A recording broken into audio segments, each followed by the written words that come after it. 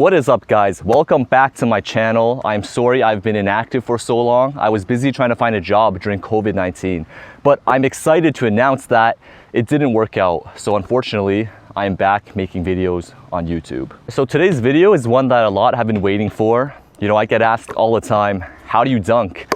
How do you jump higher? Are you Asian? And I'll be answering all of those and more in today's video. All right, so first of all, I am not a certified trainer of any sort. As you know, I graduated from business and engineering from one of the most prestigious universities in Canada. So everything I say, you're doing at your own risk. But the title of this video is called How to Dunk If You're Asian. And I am Asian and I could dunk. So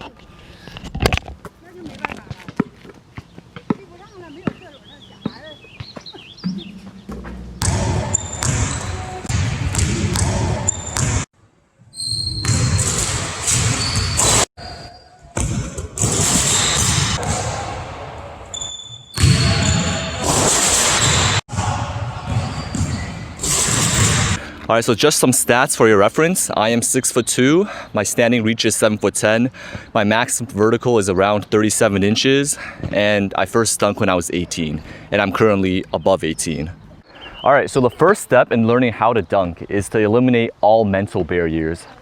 It's really easy to make excuses on why you can't dunk, and here's a few I had when I was younger.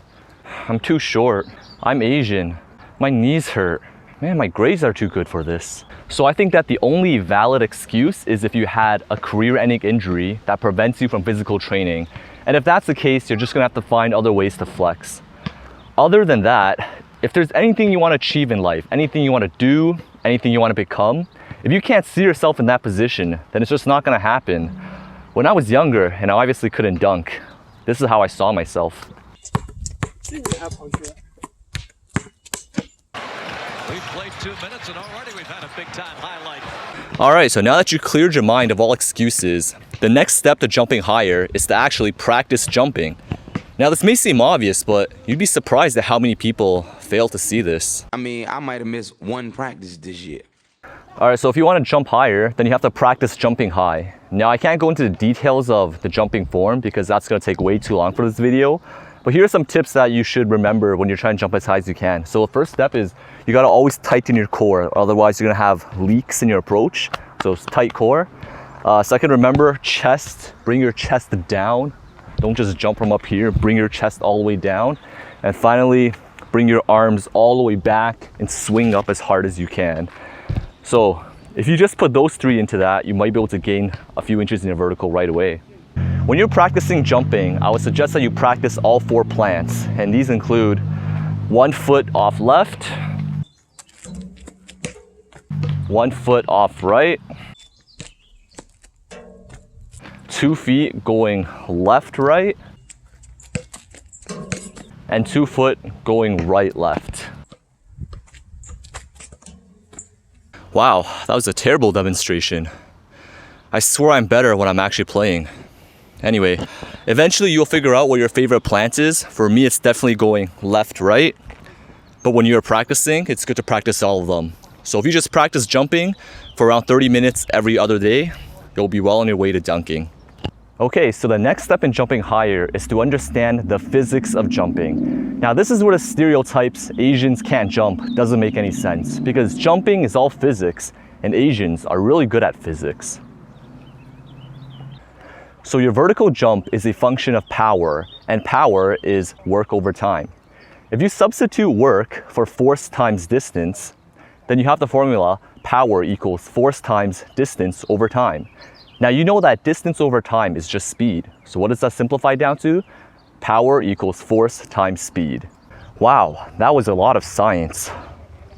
But all it really means is how high you jump is a function of how much force you can produce, and force is just how hard you can push off the ground, multiplied by speed, and speed is how fast you can bend your legs and unbend them, not how fast you run. So the best way to increase force production is through weight training.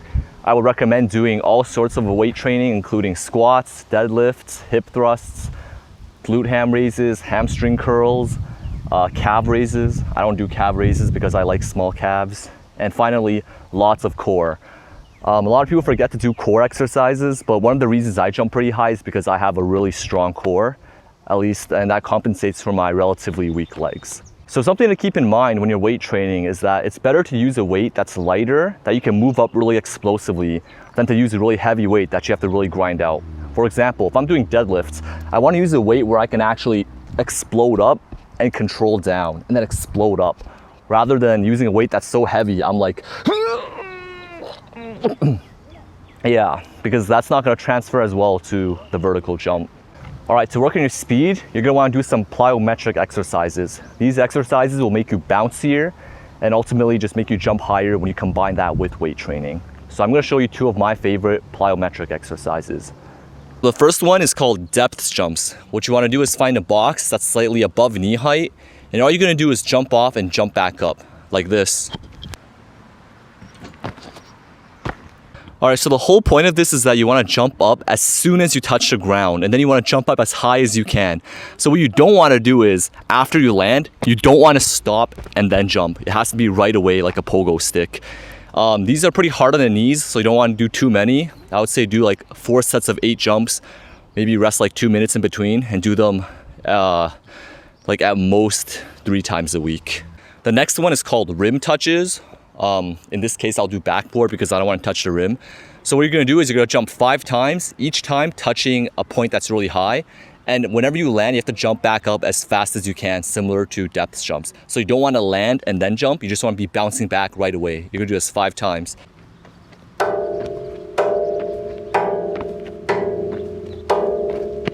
Once again, the point is to jump as high as you can, not to jump as many times as you can. So if you can't touch that spot you chose, then you might as well just stop and rest for a few minutes before trying it again. Again, you can do maybe 4 sets of 5 jumps each, and yeah, hopefully that will help you. If you follow all these steps, you should be getting invites to dunk contests in no time, and you'll be throwing down questionable dunks like this one.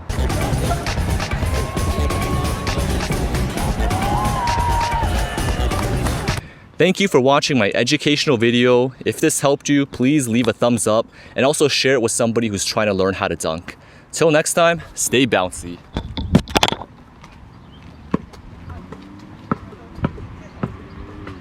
To Zion, two-hander, 13-11, and Zion has 7 of the 11.